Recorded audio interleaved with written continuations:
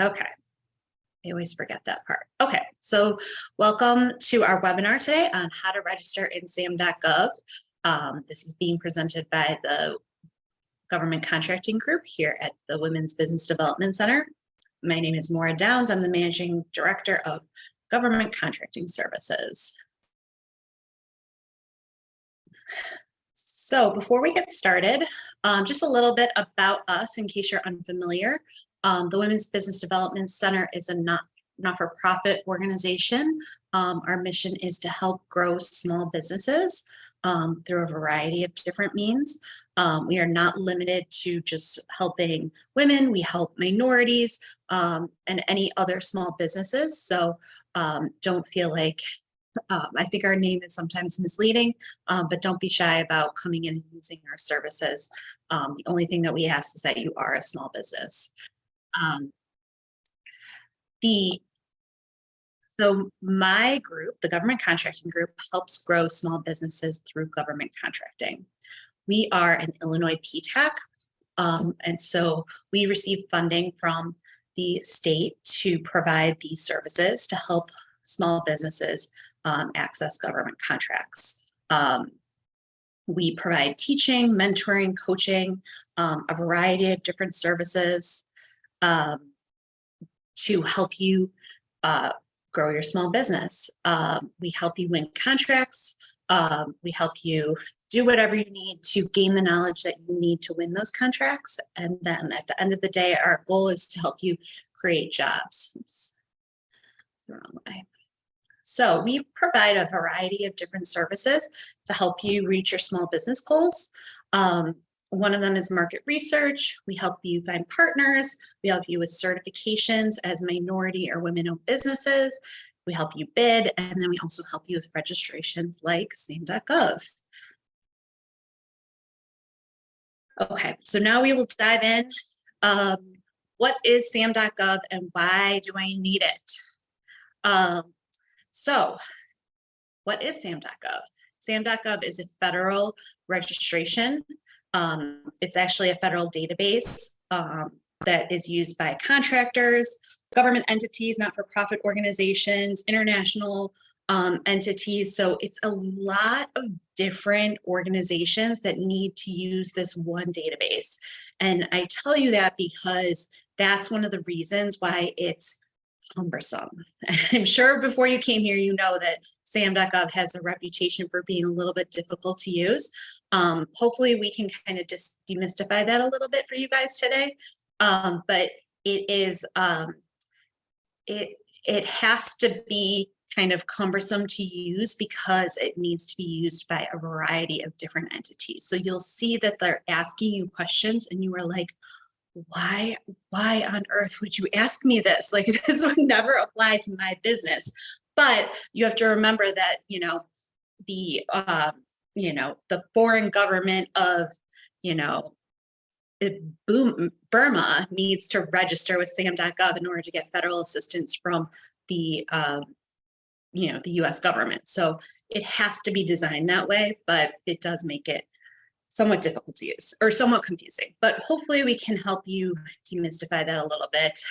So another thing I want to make sure you guys know, and this is a question I get all the time, there is no fee to register in SAM.gov. The second you sign in, you're going to start getting emails from organizations that want to help you with your SAM registration.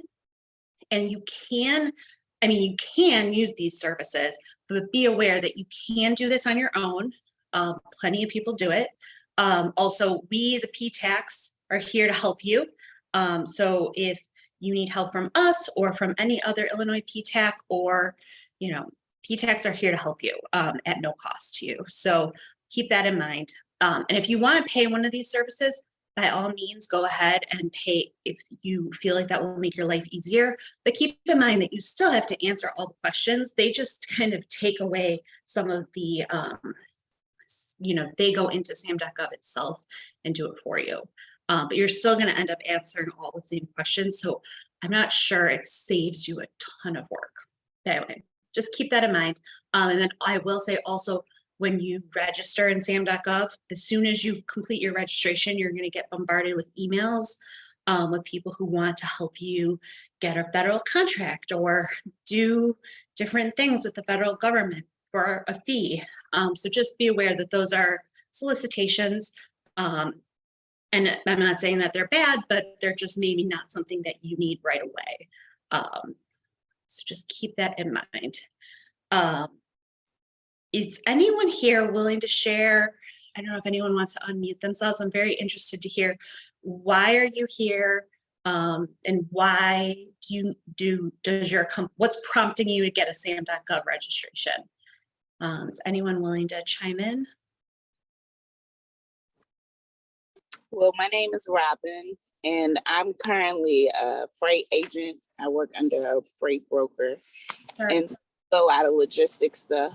So, and I'm an advocate, a viewer of YouTube, and it's just certain things just come across your path. So I definitely seen a video, and it sparked my interest. So okay, great. That's awesome, and that's a perfectly good reason. And I'm sure there's ways that this can benefit your freight business. So thanks for sharing, Robin. Anyone else?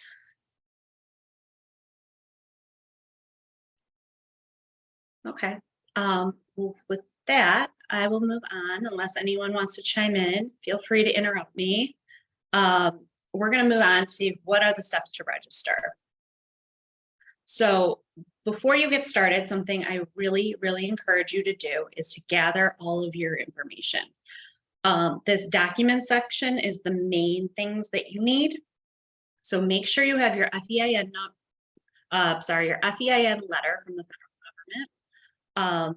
This is the letter that you got when you went to register your FEIN. FEIN is your Federal Employee Identification Number. That is a really important document. Also, if you don't have that yet, you need to have it. That's a fairly easy thing to get for your business, as long as you are registered with the Illinois Secretary of State. Which brings me to the next item, which is your articles of organization or your articles of incorporation. You're going to need that document as well. These two documents you're going to need to upload to the system. So you need to have them. I'd suggest having them scanned and saved on your desktop, ready to go. You're also going to need any tax returns that your company has filed in the last, it's either 3 or 5 years. So make sure that you have those tax returns handy. If your company has not yet filed a tax return, that's not a problem. And you're not going to upload the tax returns. You just need them because you need to enter your gross income amounts in certain sections. So you don't want to have to go be scrambling for those documents once you start the registration. So make sure you have those things handy. You're also going to want to make sure you're clear on your entity's legal business name. So sometimes people adopt DBAs. They change the name. So make sure you know, this is my entity, this is the company name, this is exactly how it's spelled. We'll talk more about the importance of spelling and periods and commas and how that's really important for this registration. You also need to be clear on the physical address of your business, especially post-COVID. I feel like almost every business I talk to says, well, I don't have an office and I operate out of my home, but sometimes I operate out of here and I use this address, which is totally normal. But you want to be clear about what is my physical address that I'm using for this purpose. And I will give you a hint later on about how to find that. And then you'll also want to be clear on the types of goods and services that you provide, because you're going to have to document that as part of the registration process. And then also you'll need your entity size information, which is found on those tax returns like I talked about. So that's typically they're talking about gross receipts. So line 1 of your corporate tax return. You're also going to need your entity details. So points of contact become very important. For most of you guys, I would think that you're smaller businesses. So it's really just maybe you and a couple of employees, in which case I would recommend you would make yourself as the owner the main point of contact for all all of the places where they ask the point of contact. Larger businesses who are doing federal contracting sometimes say, oh, I want you to reach out for this person for billing and this person for billing, or this person for contracting, and this person for sales. So you have that option. But in general, if you're a smaller company, just stick to yourself. And then also the reps and certs, there's a lengthy section where they make you certify if you are in compliance with certain parts of the FAR, which is the Federal Acquisition Regulation. We'll get into that more, but just be aware that you need to agree to certain representations and certifications while you do the registration. And then last, something I always recommend, because I've seen this happen a lot for companies, is you need to make sure if you have any past history, that you have documentation of that. Hopefully you don't. Sometimes entities have an old cage code or an old registration from 5 or 10 years ago that they totally forgot about, or an employee of their business did. If that's the case, you need to have some understanding of you need your old cage number. But hopefully that doesn't apply to any of you, but just something to keep in mind. Okay, so the first step here is to register with login.gov. Login.gov is kind of your login for a lot of different federal websites. But most of you are probably only using SAM.gov right now, but once you get more into federal contracting, you'll start logging into more federal websites, and you can use the same login.gov username and password. I will emphasize that login.gov is associated with you as an individual and not you as not your business. So I'll give you an example. Before I worked at the Women's Business Development Center, I worked at another company as a consultant. So when I had my login.gov at my old job. And when I came to the Women's Business Development Center, I did not have to change my login.gov information. What I had to do, we'll get into this more, is I had to associate my login. I had to connect my login.gov to the Women's Business Development Center SAM registration. And I'll show you kind of how that works. Again, this is where I think this all gets kind of confusing. So I want to get into login.gov and start showing you guys.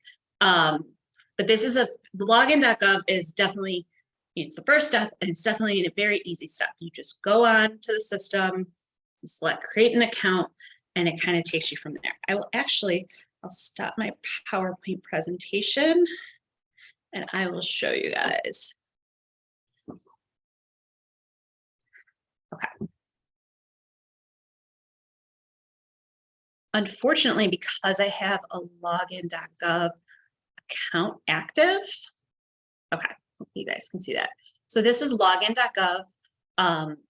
They say this is the public's one account for government. Again, you guys probably don't have a ton of federal government websites you're working with at this point, but hopefully one day. And so you click here on sign in with login.gov. As you can see, this says pre-populated with my information.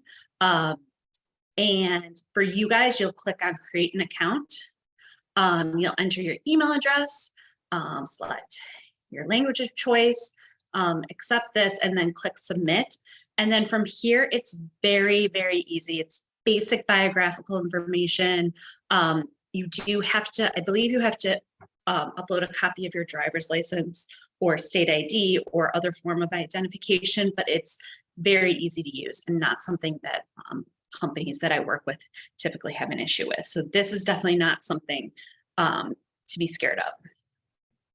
So I'll switch back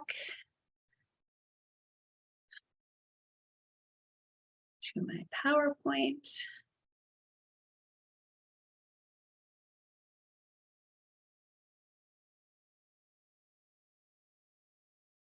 Okay, I think I need to put.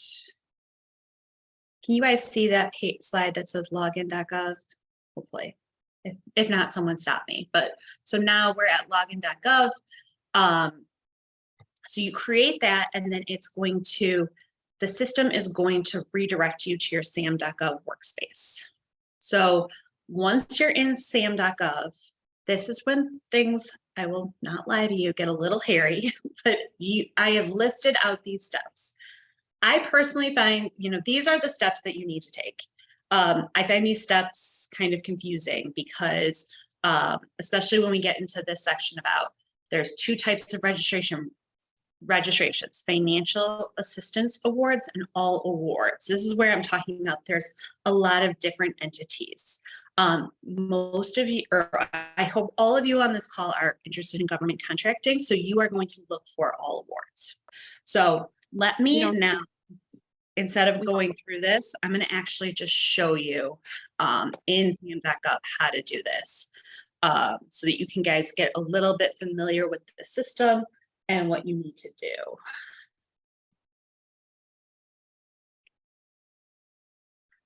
Okay.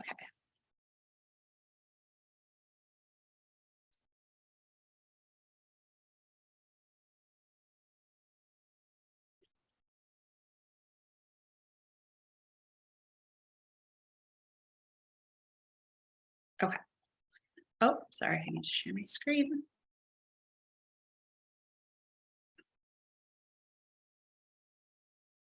Okay, so now we're really going to do this. So I went to SAM, I'll back up. Okay, so all you do, you start with typing in SAM.gov. It takes you to this page, which actually has a lot of good information on it. Here in the upper right-hand corner in this very small box, you click sign in. Now, you've already created your login.gov account, just like I have. So you are just going to click sign in. Every time you do this, you're going to have to enter your security code, kind of like you do with your bank or whatever, to log in. So always make sure that your cell phone is handy. So now I am registered, or sorry, I am now in SAM.gov. So this is my account that is associated with the WBDC account. This right here, this little green underlined box called Workspace is kind of the main place you always want to be navigating to kind of figure out what is going on. So as you see here in the entities section, it shows that I have one active registration. When you guys do this, you'll go through a couple different phases. ID assigned, inactive registration, pending ID assignment, work in progress registration, submitted registration. Hopefully you never get to inactive registration. So ID assigned means you have been assigned a UEI. A UEI is a unique entity identifier. You guys may have heard, or hopefully you haven't, but this past spring, the SAM.gov, the fine folks at SAM.gov switched from using the Duns and Bradstreet number, which you may have heard of, and they switched over to using the UEI. It was a complete disaster, and it caused a lot of people a lot of heartburn, including getting their federal representatives involved, lawsuits, different things like that because of how difficult this transition was.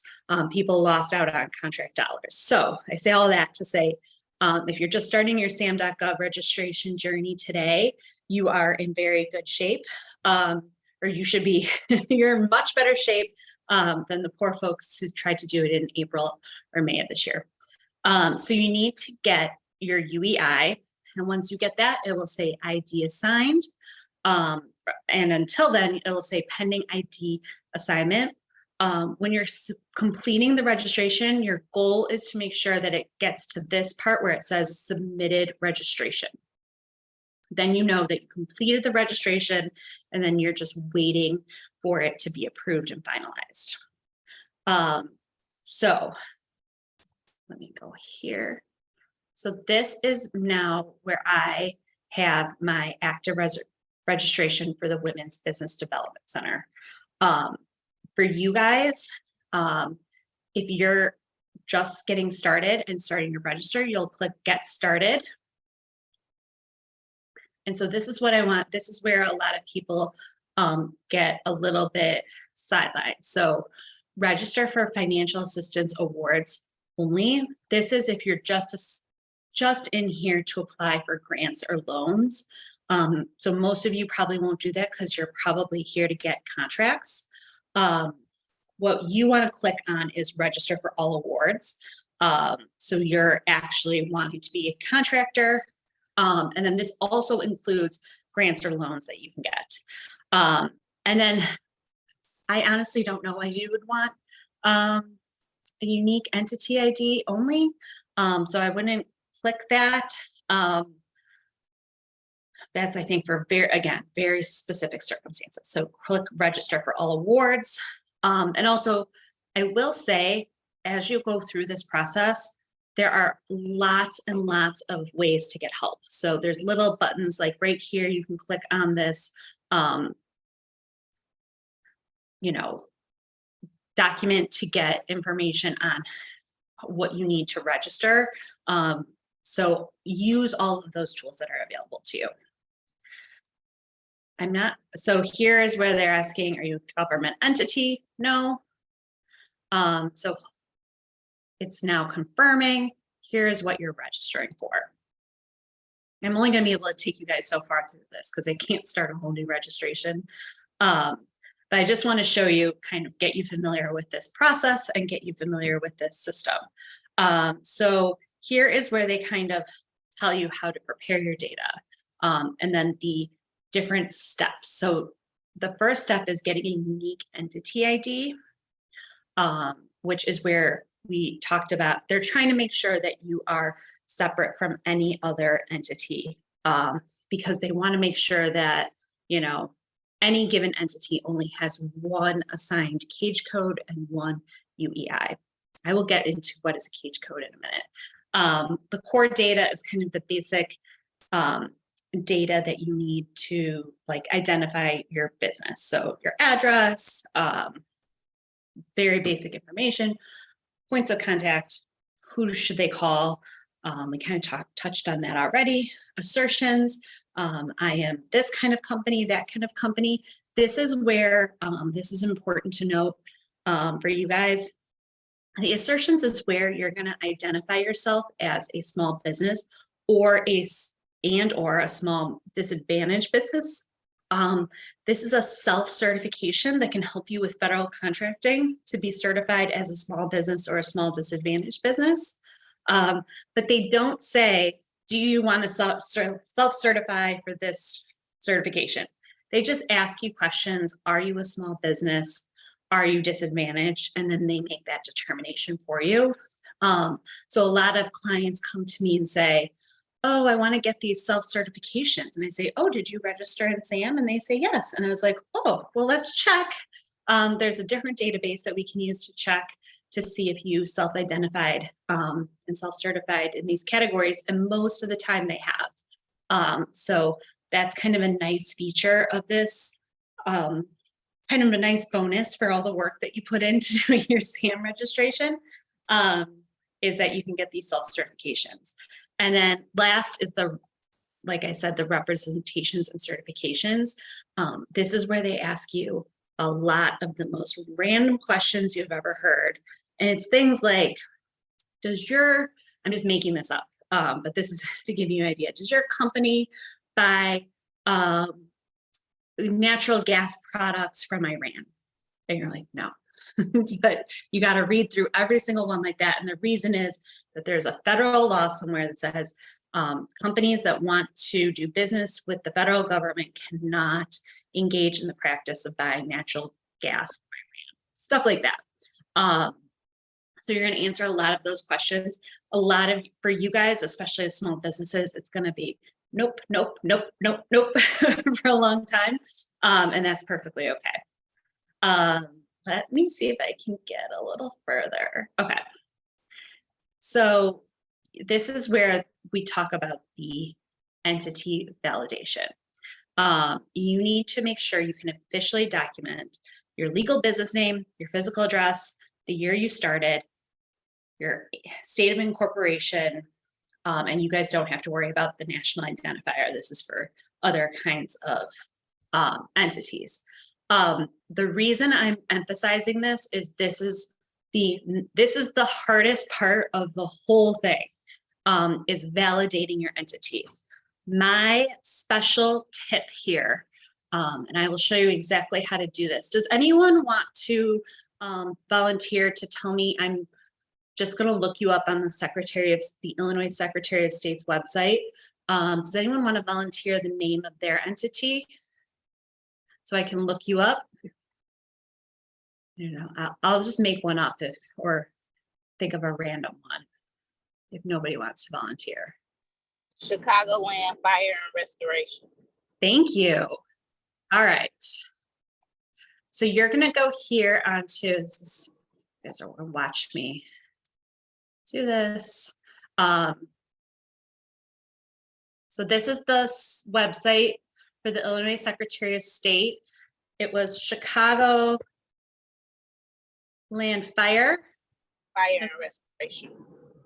Okay, I'm just going to do Chicagoland Fire. Thank you for sharing. Chicagoland Fire. Oh, is it this one? But Chicagoland Fire and Chimney Restoration Company. Oh, that's not it. Sorry. Chicagoland Fire. Are you registered as an LLC? Chicagoland. Yeah, Is it I thought it was Chicago Fire and Restoration. Okay, let's try that. It only lets me do so many letters. Well, this is a good well,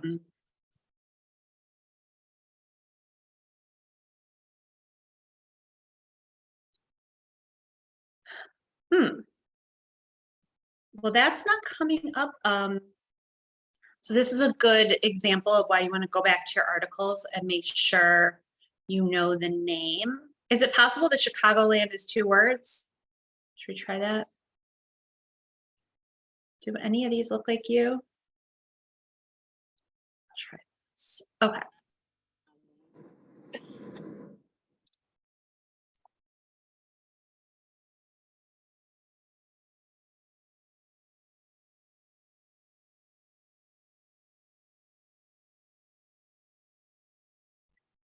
Okay. Oh, okay. No, I thought I almost had it. Nope. Chicagoland Fire Stopping Inc. Is that do any of these look like they're right? Okay, well, that's something you're going to want to look into and make sure that you know the name and can find it on the Illinois Secretary of State. And the reason I'm doing this is that the SAM.gov registration, the first stop is it cross-checks against this database. So you're going to want to make sure that word for word, your registration matches exactly. So one of my hot tips that I can give you guys today is go on, let's pretend that Chicagoland Fire Stopping Inc. is your company. Although this company's been dissolved, but let's just say you are going to want to, I would just copy and paste here from the Illinois Secretary of State listing and just copy this into your SAM, because the number of clients that I've worked with since April who have had issues because there's an extra space in there, or there's a comma, or they spelled out incorporated and it's really, it's really just ink. All of those cause this registration to go haywire. So the best tip I can give you, let's see about this company.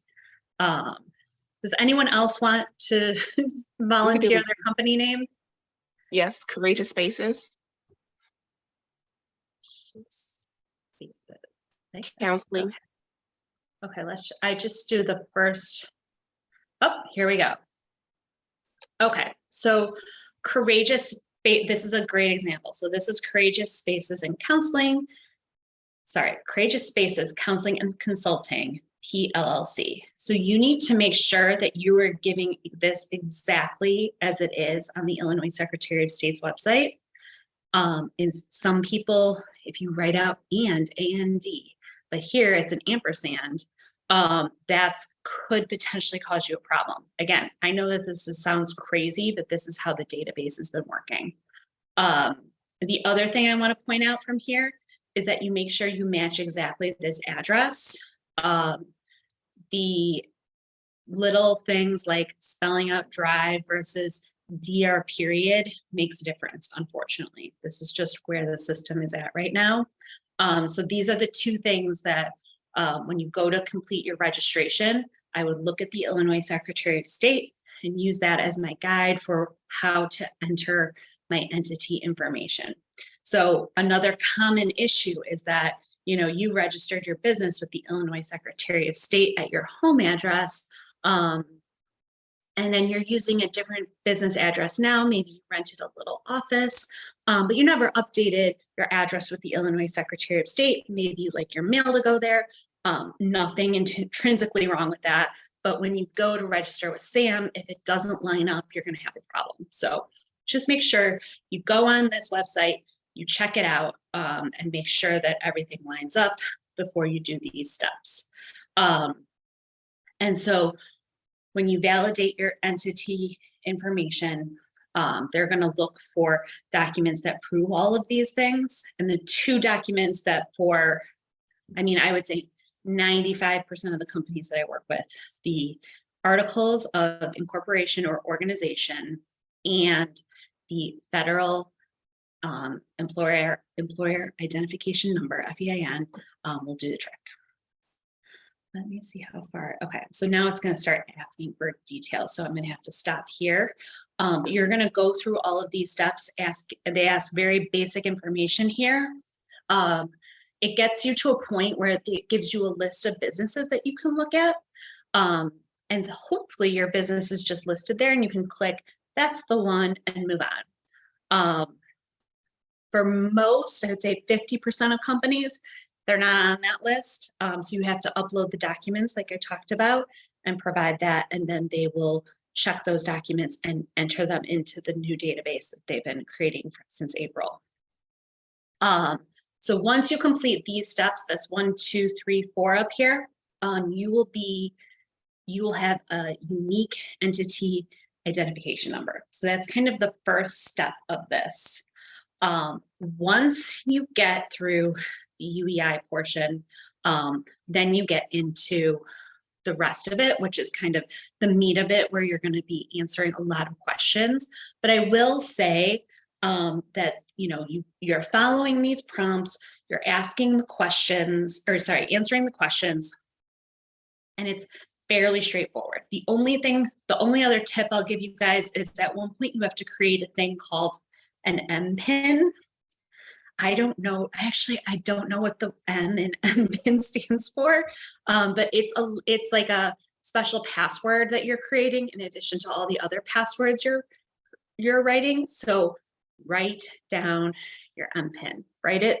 So I would make a sheet or a little piece of paper somewhere where you write down all of your SAM information. So your login.gov information, your MPIN, your UEI, and your cage code should all be on that little piece of paper, because these are things that you're going to need over and over again. And that MPIN, if you lose it, is going to cause you problems. So make sure you pay attention to that. But the rest of this from here, once you get through the entity validation step, you're answering questions. It's pretty typical. Once you get to the end, then like I said, you're going to get to that place where it's going to tell you here that you have submitted the registration. Something to keep in mind, this takes a little bit of time, especially the first time you do it. So you can always stop, save where you're at, kind of like with most websites.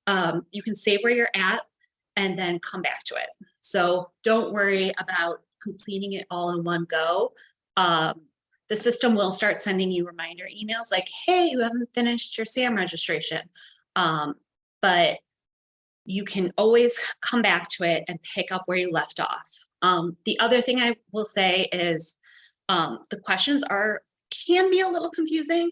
Most people get through this on their own, but our government contracting group, we are here to help you. If you are looking at this and I'm like, I don't know what this means, we can help you with figuring that out. Most of the time it's just opening up they give you these little links to the FAR, that federal acquisition regulation that you're attesting to. We can help explain that to you. Again, most of this will not apply to you. So you just click, nope, doesn't apply to me, and move on. But if you run into trouble, please contact us. Don't just give up. We are here to support you, and we can hop on a Zoom.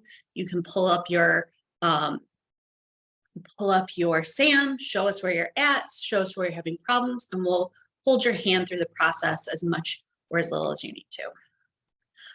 Let me see.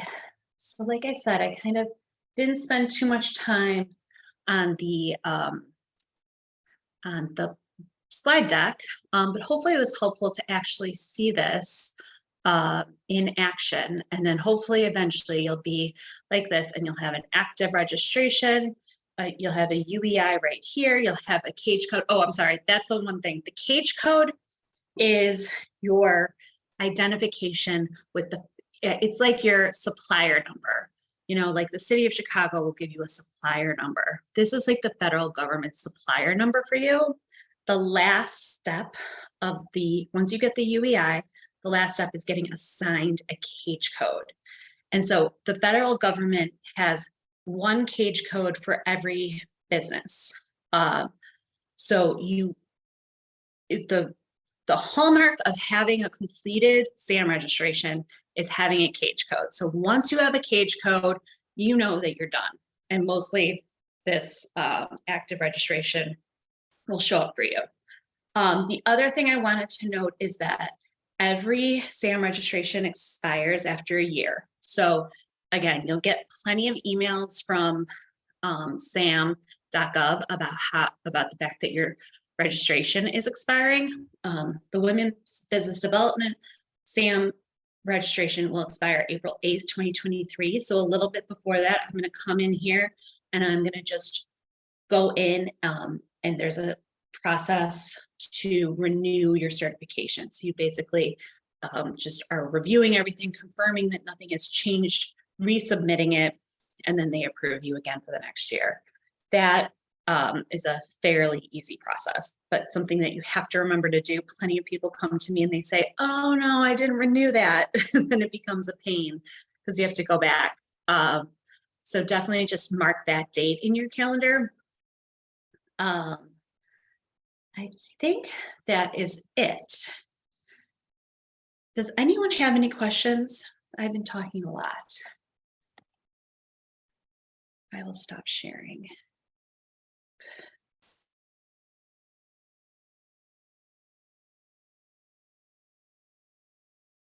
Any questions?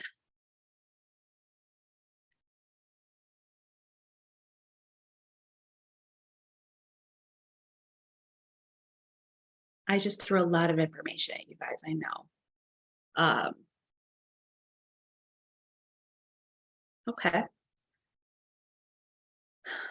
Well, again, we are here. Let me put in the chat, the WBDC PTAC group is here to help you with your SAM registration, because everyone I will emphasize, everyone has different circumstances. So, if you run into trouble, that happens to plenty of companies. We are here to help you troubleshoot with that. Let me just pop into the chat our link. Give me 1 second. Still looking for any questions if anyone has them. Insert.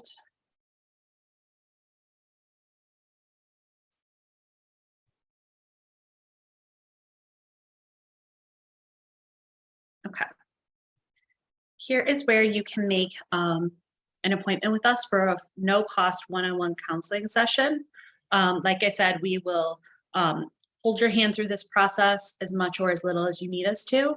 If you run into trouble, please do not hesitate to reach out to us. I will send you an email with a copy of this recording and that link so you know where to find me or any of my colleagues. We have a team of, it's me and 3 other counselors here who are all able to help you with your SAM.gov registration. So we have plenty of time on our schedules to help you guys out if you need it. Last call for questions. All right. Well, thank you guys so much for being here with us today. Look for my email a little bit later today. And I appreciate you taking time out of your busy days to be with us. Bye.